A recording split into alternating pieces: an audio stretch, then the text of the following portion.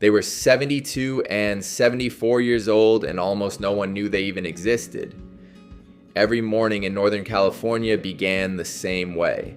Fog hanging low over empty roads, two old pickup trucks stopping at the same field, as if drawn there by habit rather than intention. The trucks looked like they had nowhere left to rush, and the men stepped out slowly without speaking, moving as if they had repeated this routine hundreds of times before. They didn't look like people with a plan, and certainly not like people with money. Tom always approached the beehives first, never rushing to open them, walking slowly around the area instead, checking the ground, the wind, the moisture in the air. Richard pulled out a worn notebook and made notes with a pencil the same way he always did. No farmer ever really knew what he was writing. If asked, he would simply smile and close the notebook. Locals had seen them for years, watched them arrive and leave, but no one asked questions. These were the kinds of people you don't usually notice. They don't draw attention, don't explain what they do, and don't try to be understood. They simply do their work. And yet there was one strange detail people rarely said out loud. Every time Tom and Richard worked a field, the harvest stopped being a problem. It wasn't record-breaking and it didn't make headlines, but it was stable. No collapse, no surprises, no panic. Farmers learned to blame it on luck, on a good season, on coincidence, until one day someone finally said what many had quietly thought: what if it's not the weather? The question hung in the air unanswered.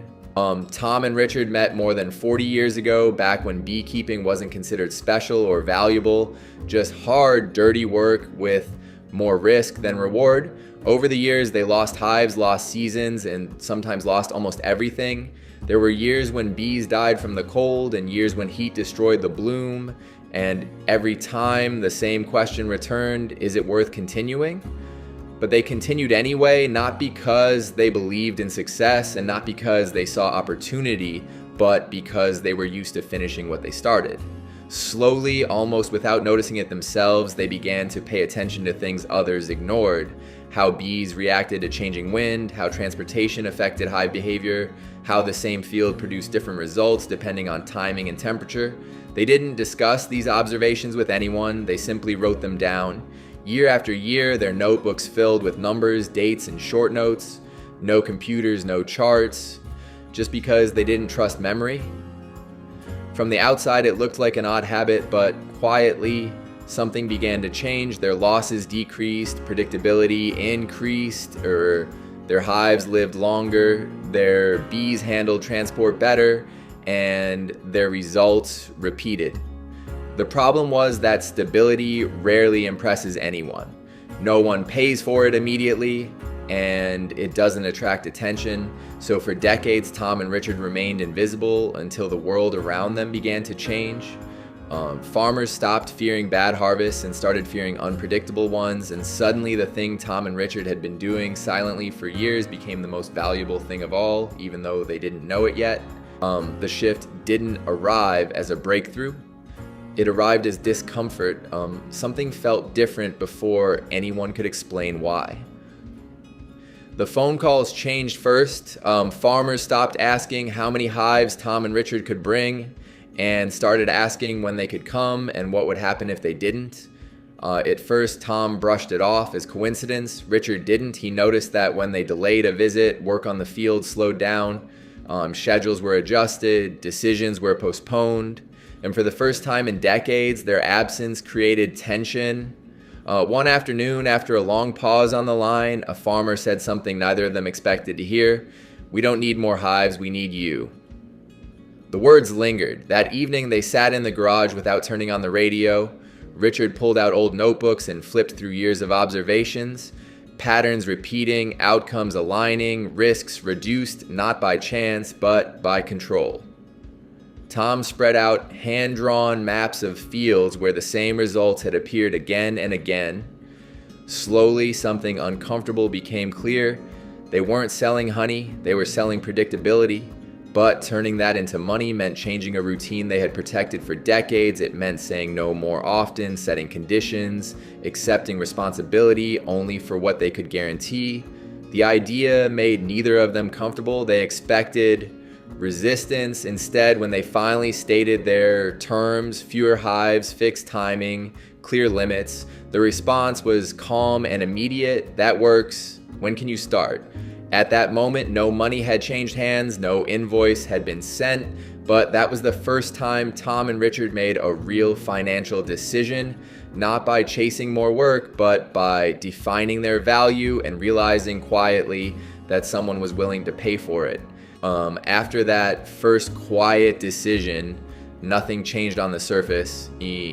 Tom and Richard still drove the same trucks, arrived at the same fields, and worked with the same calm pace, but underneath, everything was different. For the first time, they weren't simply responding to requests, they were shaping the conditions under which they worked. Every visit was planned, every hive accounted for, every variable reduced where possible.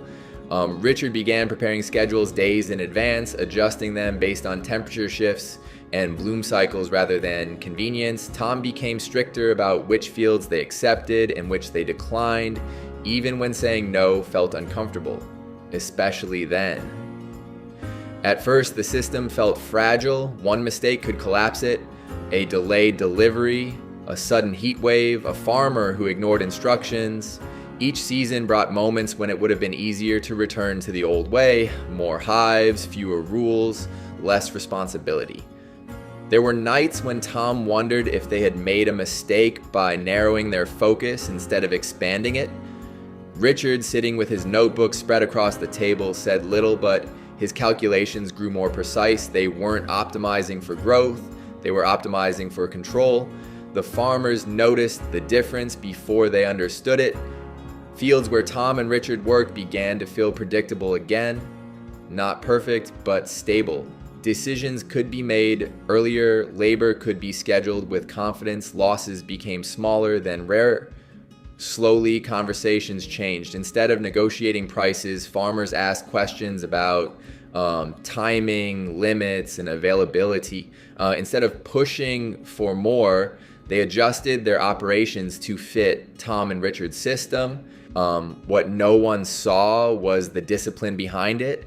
Hives were moved only under specific conditions. Colonies were rested even when demand was high. Some opportunities were deliberately ignored because they introduced uncertainty. Each choice seemed small on its own. Together, they formed a structure that held under pressure. Money arrived quietly, not as a spike, but as consistency. Invoices were paid on time. Repeat calls became routine. By mid-season, they realized something had shifted again. They were fully booked before the work even began. For the first time in their lives, demand exceeded what they were willing to supply. Still, they didn't celebrate. Experience had taught them that early excitement was usually followed by loss. Instead, they reviewed their notes, adjusted assumptions, and tightened the system further. They raised standards rather than volume. They protected their energy. They protected the bees. By the end of the season, the numbers no longer felt abstract. They felt real. But what mattered more than the amount was the pattern. The income wasn't volatile. It didn't depend on luck or perfect conditions. It followed the same logic as their work, slow, repeatable, and resilient. Tom said it best one evening, almost to himself. It finally works because nothing is rushed. Richard nodded, closing another notebook filled from cover to cover. They hadn't discovered something new, they had simply removed everything unnecessary until only what worked remained. The season ended without ceremony, no final rush, no dramatic conclusion, just the same routine, slowed slightly by shorter days and cooler mornings. Tom and Richard loaded the last hives in silence, the way they always had, and drove back along the same roads they had taken for decades. Nothing about the work felt different.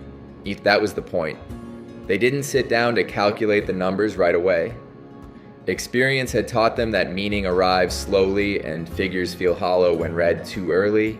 Instead, they cleaned equipment, repaired frames, and stored their notebooks on the same shelf where years of unnoticed work already rested. Only when everything else was finished did Richard open the ledger and begin adding the totals line by line without expression. The number appeared almost accidentally, just over $100,000. They checked it twice, not because they didn't trust the math, but because they didn't trust the moment. For most of their lives, money in beekeeping had been uncertain, something that came and went with weather, disease, or bad timing. This felt different. The income wasn't a spike. It wasn't the result of a lucky year. It followed the same pattern as their work. Measured, repeatable, and calm. What surprised them wasn't the amount, it was how little it changed them. They didn't talk about retiring. They didn't talk about expanding. They didn't talk about doing anything differently. The system had worked because it was protected, not because it was pushed, and both of them understood that the moment you chase results, you weaken the structure that produced them. In the weeks that followed, farmers continued to call. Some were new, most were returning. The conversation sounded familiar now. No negotiations, no pressure, just alignment. Everyone knew the limits, everyone understood the rules. Trust had replaced urgency. One evening, sitting at the same old workbench, Tom said something that explained the entire journey better than any number ever could. "We never tried to make more," he said. "We just tried to make it predictable." Richard nodded. For 40 years, they had refined a process without realizing the world would eventually need exactly that. This story isn't about beekeeping, and it isn't about money. It's about how value hides inside repetition, how discipline compounds quietly, and how opportunity often arrives late after patience has outlasted attention.